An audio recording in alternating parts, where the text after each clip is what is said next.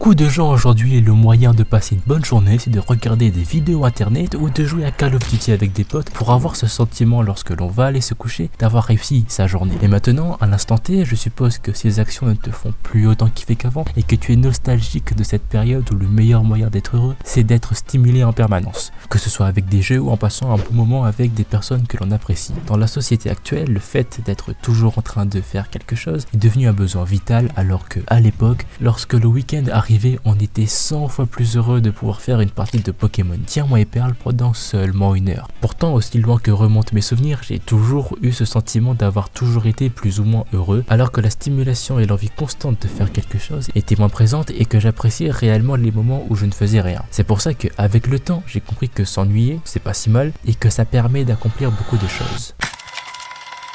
L'ennui est ton meilleur ami lorsqu'il s'agit de faire des trucs. Et c'est assez contradictoire avec la vision qu'on en a. Pour quasiment tout le monde, s'ennuyer c'est synonyme de malaise. On ne se sent pas bien parce qu'on n'a pas compris l'importance de ne rien faire. Si tu t'ennuies, tu n'es pas un flemmard et tu perds encore moins ton temps. C'est même totalement le contraire. Les personnes qui s'ennuient sont en général celles qui réussissent le plus. Quand tu fous rien et tu peux faire le test tout de suite, tu vas commencer à penser à tout et à n'importe quoi, comme quand tu es sous la douche. Et lorsque tu laisseras ton esprit penser un peu ce qu'il veut et que tu prendras le temps de ne rien faire, tu verras que des idées incroyables commenceront à germer dans ton esprit. C'est pour ça qu'on a les meilleures idées quand on ne fait rien. Tu laisses ton esprit penser et ça te permet de peut-être trouver un sens à ta vie ou du moins quelque chose à faire. Et si t'as pas d'idée parce que tu te laves pas, c'est que t'es un gros puant, donc va te laver et arrête de jouer à League of Legends.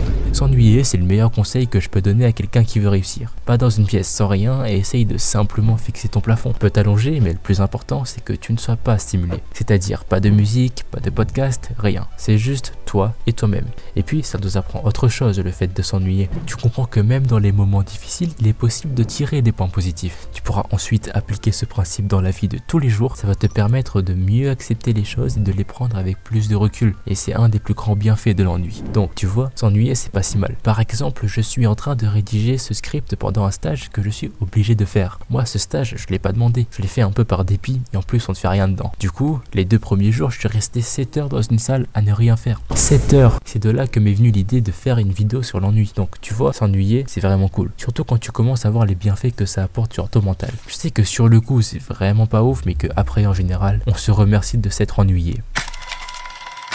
Maintenant, on va faire un peu appel à la neuroscience. Donc, tu es ce gars qui déteste s'ennuyer et, comme par hasard, tu te retrouves à ne plus pouvoir rien faire pendant un petit moment. Tu es dans une pièce sans rien et tu commences à penser à tout et à n'importe quoi. Au bout d'un moment, à force de t'ennuyer, hop, t'as une idée qui pop dans ta tête. Et vu que t'as rien à faire et que tu viens d'avoir une idée, eh ben tu la mets en route et tu commences à t'occuper. Maintenant, imaginons que tu dois répéter ce schéma pendant plusieurs jours d'affilée. Je te promets qu'au bout d'un moment, ces trucs que tu as fait pour t'occuper, tu vas commencer à les aimer et tu vas apprécier le fait de ne rien faire. En gros, pour résumer ça aux personnes qui n'ont pas compris, il n'y a pas d'activité plus amusante qu'une autre, c'est juste ton cerveau qui s'adapte, c'est tout. Donc, quand tu lances une game d'Overwatch, d'un côté, il faut que tu comprennes que oui, peut-être, c'est stimulant, mais de l'autre, c'est juste ton cerveau qui s'est habitué à cette activité. En gros, tu peux aimer toutes les activités si tu le veux. Si je devais résumer cette vidéo en une phrase, je dirais que la volonté résulte de notre imagination et que quand on veut, on peut. Et moi, je te dis à plus.